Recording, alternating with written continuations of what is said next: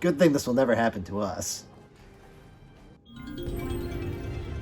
You just had to run your mouth, didn't you?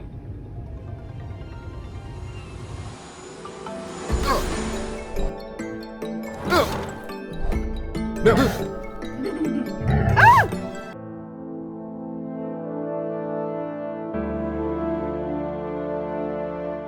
Before it won Game of the Year at the Game Awards in 2021, I can't recall if I knew about It Takes Two's existence. I probably briefly saw stuff on it, but admittedly due to my big backlog of games, unless it's a series I'm familiar with, usually I need to hear a lot of word of mouth of how good a game is for it to enter my radar. Winning Game of the Year definitely did that, and when I heard it's from the developers of A Way Out, another game that had been on my radar, I was definitely intrigued. I eventually got both of those games on sale, and me and my girlfriend decided we'd play A Way Out first, then It Takes Two after. And even though it took us like half a year to play through it and complete it, I'm glad we did.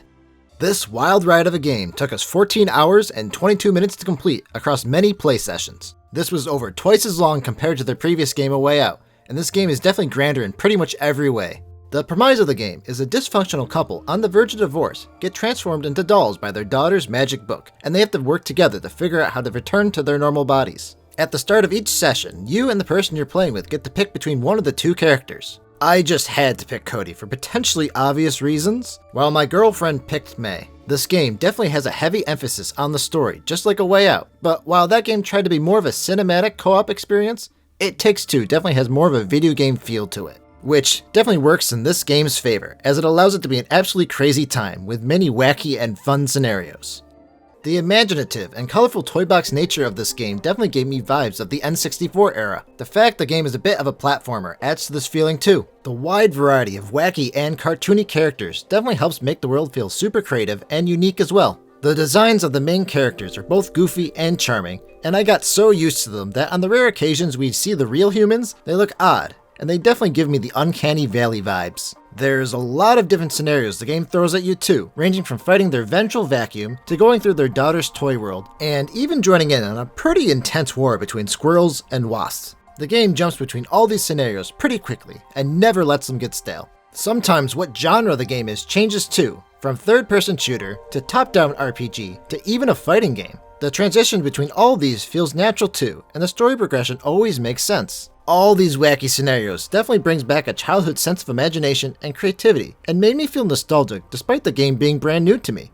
The change in scenarios also allows the gameplay to constantly evolve as you progress. While your basic abilities like jumping, dashing, and the grappling hooks are pretty much available the whole game, the game gives you lots of different gadgets and abilities as you progress too. These abilities and gadgets often fit into the theme of the scenario you're in and are necessary to progress. It definitely keeps the game feeling constantly fresh and full of ideas, and once the abilities are fully explored through a boss battle or climactic scene, you move on to the next before it gets stale. Cody and May generally always have majorly differing gadgets and abilities from one another too, so their roles differ and you have to use your abilities together to get through the puzzles and combat. I feel this allows the game to have a bit of replay value if you ever wish to play again, since if you play as the other character, it makes the gameplay experience completely different. These abilities are definitely lots of fun to learn and use, and there's definitely lots of opportunities to mess around with them too. One thing I was kind of expecting them to do, and wish they did, was have a climactic segment where all of these scenarios and abilities return and intermix with each other. It's not an issue they didn't, and it didn't hinder the experience of the game for me at all. It's just something I think would have made the game even better, and felt it was a missed opportunity to not bring all these separate parts together in some form.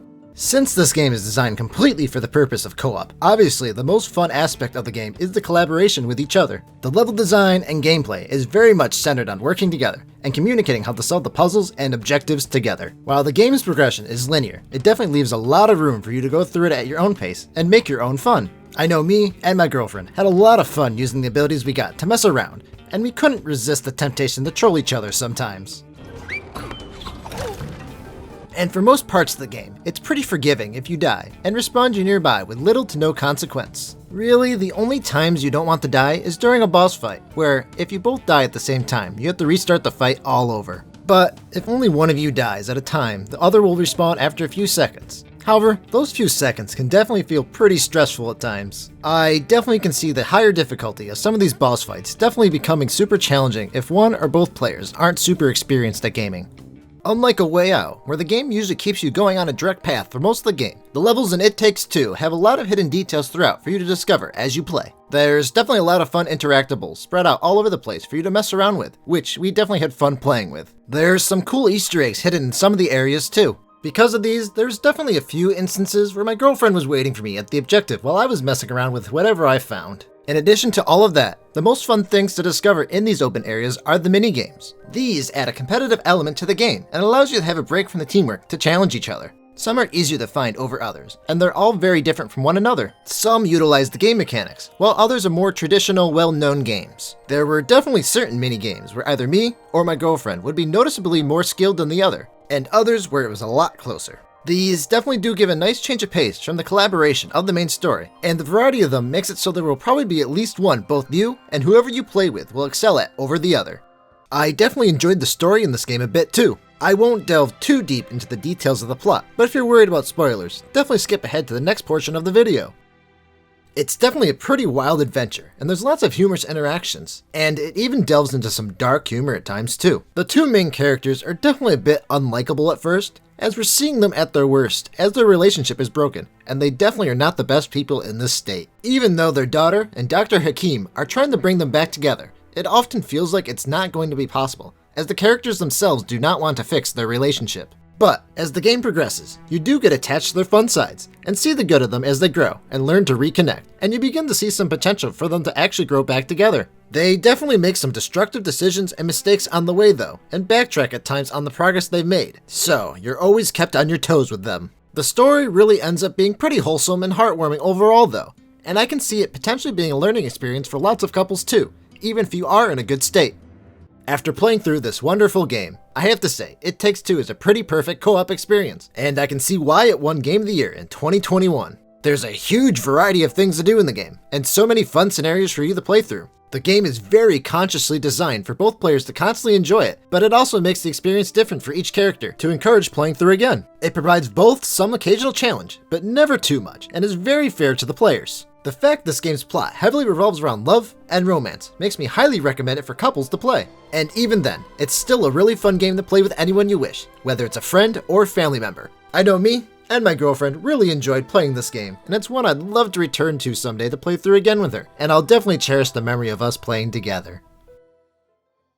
Hope you all enjoyed the video. If this made you interested in the game, you should check out my video on their other game, A Way Out. While I think It Takes Two is better, A Way Out is still a pretty fun co-op experience to play. And if you're interested in seeing more of my videos in general, definitely slam on that subscribe button, and I'll be seeing more of you soon. Thanks for watching.